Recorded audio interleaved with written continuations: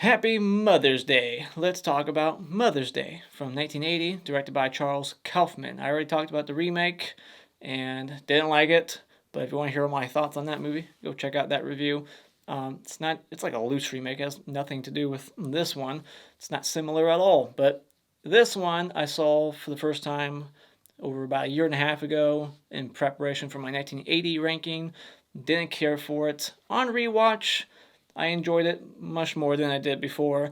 And funny fact, I recorded a review the last time I watched it, and I was going to upload that review last Mother's Day, but then I accidentally deleted that review, and I couldn't get it back. So let's hope I don't make the same mistake this year. So what is the plot for Mother's Day? Well, an insane matriarch and her equally disturbed sons inflict gruesome bodily harm upon three campers on their annual mystery vacation. So getting into what I like about this movie is I like the beginning and the end of this movie. I have huge problems with the middle.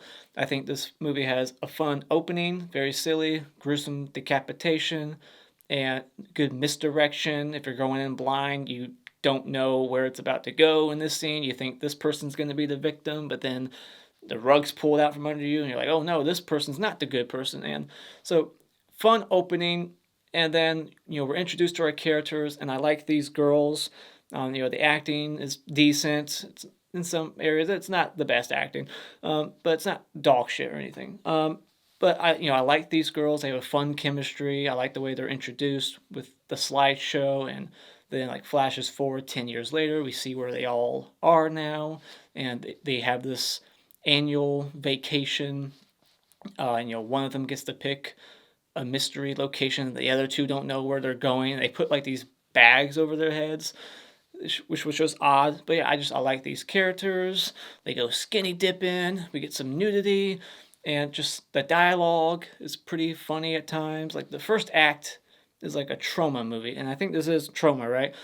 Like the humor is kind of trauma-esque, and there's a funny flashback sequence with this prank. Like there's lots of funny stuff in the first half-ish, like the first like 30 minutes. Like the first act I really liked, and then the third act is the revenge part of the story, and I liked the revenge and what these girls do to the bad guys, and some of the kills are kind of funny. I like the woman that they hired to play the mother. I thought she kind of fit the role good, and the score overall was all right. It was never really that boring, except for in the middle it started to drag a little bit, mainly because I just wasn't into what was going on. And there was one suspense sequence, this chase through the woods, that went on just a little too long. And I wish they would have made this one person's death more clear, like how they died. I have no idea what the hell happened to that person, like what killed them exactly. Getting into what I don't like about this movie is the second act. I don't like it when it transitions from our three girls to just the crazy family, and we're just paying attention to the two sons for a good section of that, and I just don't like any of the dialogue between them. I don't find them very interesting as characters. They're just morons acting like little children and saying disco sucks, punk's stupid. Like there's lots of repetitious dialogue, which I'm never a fan of. That shit just bugs me. There's all kinds of characters in this movie that just keep repeating lines again and again. And it just gets on my nerves. And I don't like the rape that was thrown in here just for like shock value. Like you didn't need that. It just took away the fun from the movie. The first act was just funny, silly, goofy, and like these girls and even the bad guys in the beginning. They do almost rape this girl, so I guess I should have seen it coming later on. But they don't rape her then in the beginning, but it was just set up to be more fun. And then in the middle, it gets really dark, and there's a rape, and I just didn't care for any of that shit. I wish the tone would have stayed more consistent throughout. It felt like a weird tonal shift in the middle that I just didn't care for. This is going to be a bit of a spoiler, but I already said there's revenge going on, so that kind of implies that one of these girls is going to die, and the other two are going to get revenge. So yeah, one of these girls dies, and I feel like the wrong one died. It should have been the other one, because of how they set up this one girl. I don't want to talk too much about it and spoil who's going to die exactly, but I just feel like the wrong one did. It should have been the other one. So final thoughts, this is a corny, dark comedy, holiday horror movie that's kind of like a Texas Chainsaw Massacre meets I Spit on Your Grave. I think it has a good setup and a fun finale, but it just needed to play out differently in the middle to make it a really good film for me. So when it comes to Mother's Day, I'm going up from my original 2 to a 3 out of 5. All right, time for a spoiler discussion. So in the opening, this guy, the old woman is driving with this guy and the girl, and you think this couple is going to kill the old lady, but then she pulls over and her 2 sons come out, and it turns out she's the bad guy, the old lady, not the couple in the car. And the sons come out and they chop off the guy's head, but you can see the woman's reaction. She's screaming and blood's hitting her face before her boyfriend in the backseat gets his head chopped off. I thought that was a really funny bad edit. His head's clearly not chopped off yet, but somehow there's blood spraying on her, and you could tell it was a fake head before it came off. And then they almost rape her, but instead they just beat the shit out of her.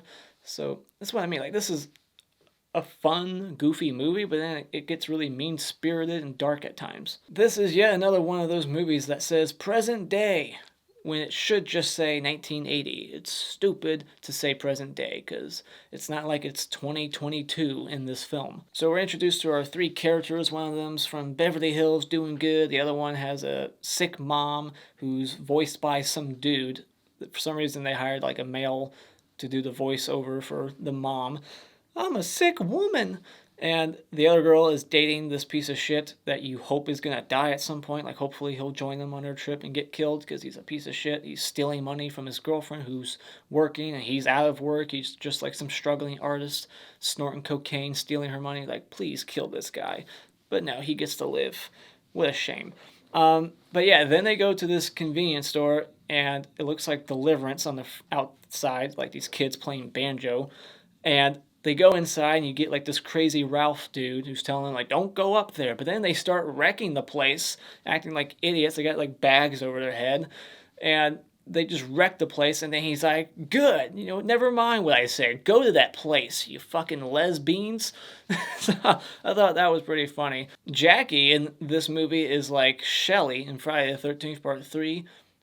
She's pulling this prank where she just runs towards her friends, acting like she got stabbed in the back, which happens again later on, except it's the other friend doing that prank to the mother of these 2 crazy kids. And then there's another fake out scare where the friend found these 2 random gloves.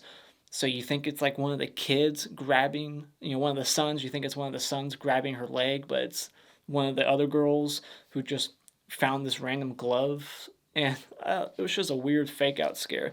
But yeah, and then we get this flashback where we see them all pranking this dude who was mistreating one of their friends, Jackie.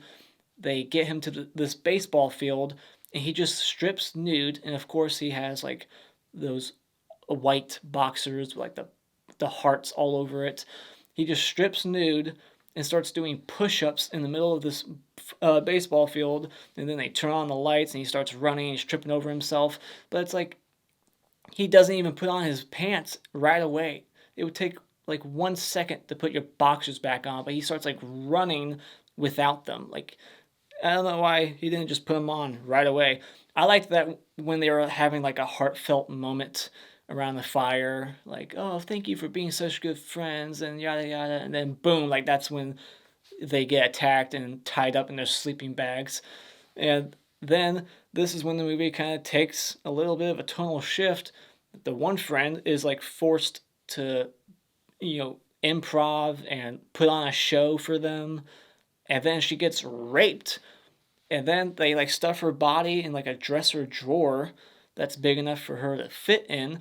They find her, they take her outside, her friends take her, rescue her, but then it's 24 hours later, and her friend that got raped bleeds to death, I guess.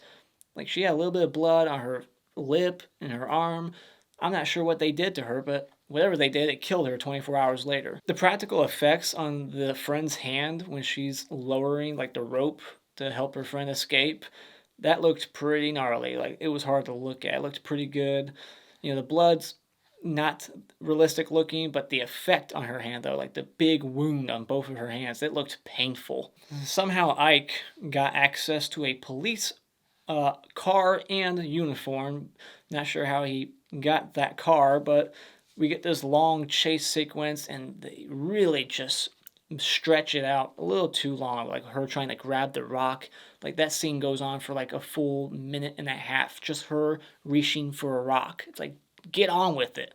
When Ike goes rolling down that hill, like Chris Farley in Black Sheep, you can tell he's purposely like making himself roll down further and further. Like, he could have gotten back up at some point in like the middle of the hill, but he kept like pushing himself and jumping further down. It looked like it was so forced. I thought it was so dumb when the blonde girl, who looks like she's 10 years older than her other two friends, but somehow they were all the same age in college together, when she finds her friend dead with her other friend, she like screams so loud for like 5 straight seconds. She's basically just saying, "We're over here, come find us." Like, she's being stupid. We find out that the mother has a neck brace because her sister, Queenie, her older sister, broke her neck in the crib as a baby, and she's still wearing the neck brace like 60 plus years later.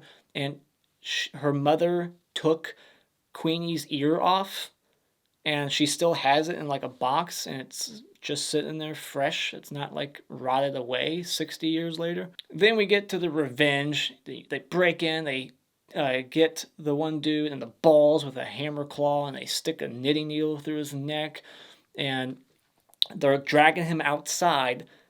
The brother sees this, and instead of just running down the stairs, going around to catch up with them and stop them, which would take like 5 seconds to do, he like dolphin dives out the 2nd-story window after them, which was just so ridiculous. Then Ike gets a TV smash over his head like Stu in Scream, and doesn't die from it though, so maybe Stu should have lived. If it doesn't kill Ike, why does it kill Stu?